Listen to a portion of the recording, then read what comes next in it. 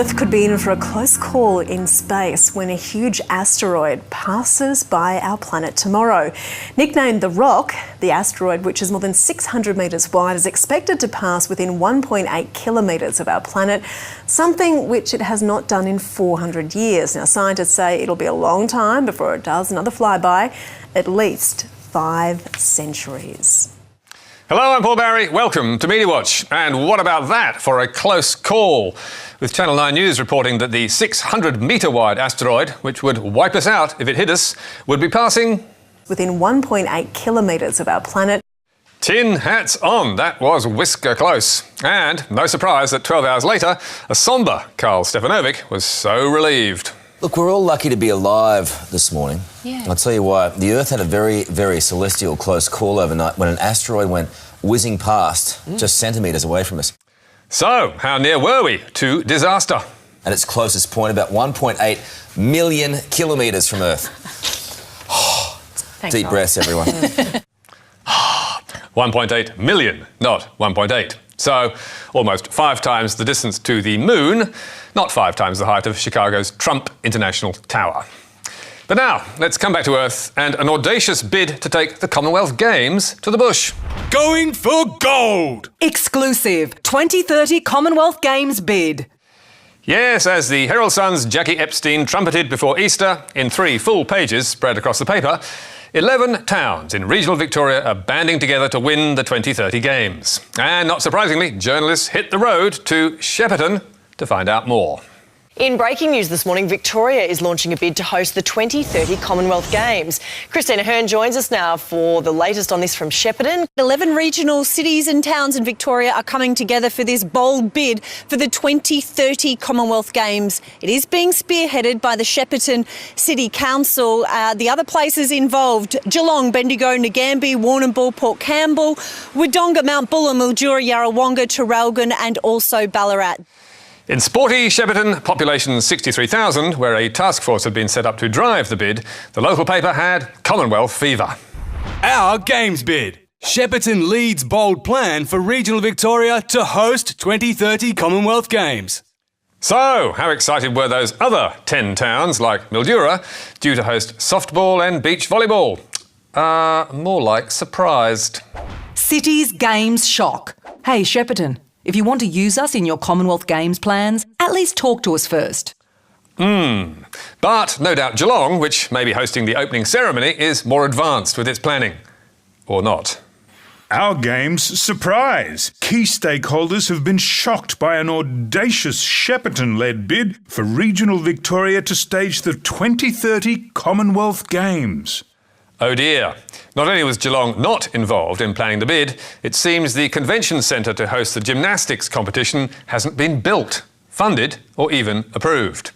Ballarat also knew nothing. Council was not involved in Shepparton's initial announcement, despite being listed as a potential host for badminton and netball events. But surely the Yarrawonga Yacht Club Commodore was ready to host the sailing, wasn't he? No, I definitely didn't see that one coming. But every idea has to start somewhere, so why not? Ah, that's the spirit. And what about Bendigo, which will host swimming, diving, basketball and cycling? Here's the Mayor, Margaret O'Rourke. And how long have you known about this bid for? Oh, well, I was notified yesterday that there was going to be a bid put forward. On that list, they certainly had a stamp for diving. Now, when we look today, we haven't got diving facilities here. And as the Bendigo Advertiser also pointed out, the town's Olympic pool, which is under construction, only has 8 lanes instead of the 10 normally required for international competition. So, how firm is this bold Games plan? Well, Shepparton Mayor Denny Adam was forced to admit it has barely reached the drawing board. Nothing is set in stone. It's just a conversation starter.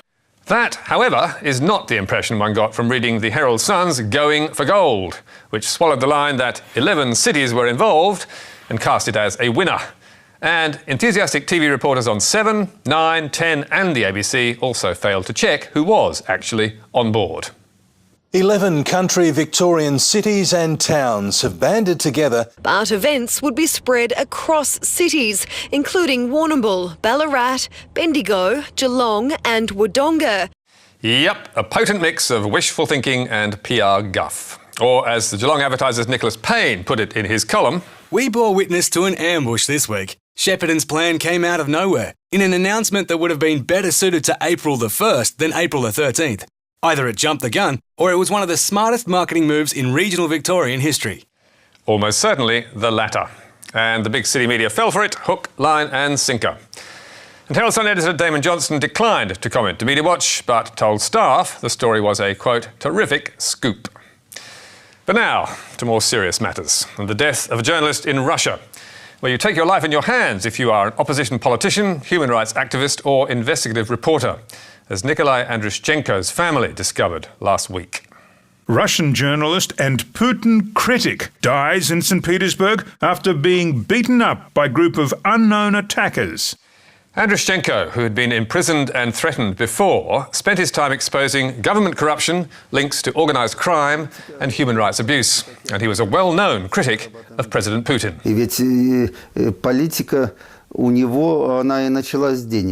But he's not the only Putin critic recently to meet a violent end. Last month, former Russian lawmaker Denis Voronenkov, who'd defected to Ukraine, was gunned down outside his hotel on the streets of Kiev. Ukrainian officials described the shooting as an execution and accused Russia of state terrorism. It's just the latest incident of violence involving people critical of Moscow. And just 1 month before that, former Russian TV reporter Vladimir Kara-Murza narrowly escaped a similar fate. Russian activist and outspoken Putin critic Vladimir Kara-Murza is lucky to be alive, still recovering after someone about a month ago slipped him what his doctors describe as an unidentified toxic substance. In other words, poison. Kara-Murza suffered multiple organ failure and nearly died, but he survived to accuse Russia's Secret Service of trying to poison him for the second time, and to tell NBC News, there seems to be an extremely high mortality rate for some reason among independent journalists and political opponents of Mr. Putin in the last 17 years. There's no doubt. And it certainly is a long list. Opposition leader Boris Nemtsov was shot and killed outside the Kremlin in 2015. 2 years earlier, Boris Berezovsky, a billionaire who funded the Russian opposition, was found hanged in the locked bathroom of his UK home. And 7 years before that, Alexander Litvinenko, who worked for Berezovsky and was investigating corruption linked to Putin, was famously poisoned with polonium in a London hotel. A British government inquiry concluded he was killed on the orders of Russia's Secret Service, the FSB, and that his killing was, quote, probably approved by President Putin. Journalists have also paid with their lives, with at least 36 murdered in Russia in the last 25 years, typically for exposing government corruption or human rights abuses. Anna Politkovskaya, a fierce critic of the Kremlin, was shot dead in her apartment block in 2006. Natalia Estemirova, her colleague at Novaya Gazeta, was kidnapped and shot 3 years later. Others have taken the hint and fled overseas, like Putin biographer Masha Gessen, who told the ABC, he's a thug. He's a playground bully. He runs a state that is best described as a mafia state. It's not just a metaphor. But it's not just President Putin that journalists fear. 2 weeks ago, Elena Milashina, who's also a reporter on Novaya Gazeta, went into hiding after breaking the story that Chechen authorities were rounding up and torturing gay men. But this time it was radical Islamists who announced a jihad against the paper and Milashina herself. It's unbelievable. It reminds us of the situation with Charlie Hebdo. Milashina, who has faced threats before, says she will leave Russia for a while but continue her work. But she told the Washington Post her colleagues at Novaya Gazeta will stay and live with the risk. We are experienced with people murdering our colleagues, so we know a little more now about how killers operate. We will pay attention to those things. Sad to say, but we will. Meanwhile, the New York-based Committee to Protect Journalists is urging that the murderers of Nikolai Andrushchenko be brought to justice, issuing a statement to say, journalists in Russia have consistently been killed with impunity, and only complete, credible prosecution will break the cycle of violence. Sadly, the chances of that happening are slim. And finally tonight, to the wonders of technology. See if you can guess what this recent 1 hour special on Channel 9 was selling. This is the day I've been waiting for. I never thought it would get this big. True heroes using technology. Does that feel good with it being a bit tighter? That's looking much better. This is quick for us. This is really good. to make a big difference. It is extremely exciting. It's insanely crazy. Changing lives. And then up, nice soft knees. I've kicked some goals, yes, I'll say that. And saving lives. Do you have any medical issues that we should know about? I do. Right across the country. Yes, it was spruiking the marvels of the much-maligned national broadband network, oft described as a joke, a disaster, a colossal waste of money, or all of the above.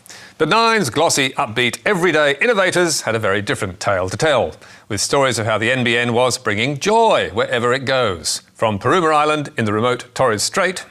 Today, the NBN network has arrived on Paruma. The locals will have fast broadband for the first time. To our capital cities. Isn't it amazing that I can do all of this from Gold Coast, Melbourne? You've done a great job getting to the point you are now. Thanks, Julia. See you later. And in the outback. Great ideas and business opportunities exist for people all over this country and in every location. And everyone but everyone in this hour-long anthem had good things to say. So, how come? Well, as you may have guessed, Everyday Innovators was paid PR puff. NBN Co told Media Watch. The content was produced by Nine on our behalf. We paid for a marketing campaign package with the network. According to Ebiquity, NBN Co has spent $2.2 million on advertising with Nine since Australia Day. So what part did it play in shaping the programme? Well, NBN provided case study suggestions to Nine, and then NBN provided sign-off on the content.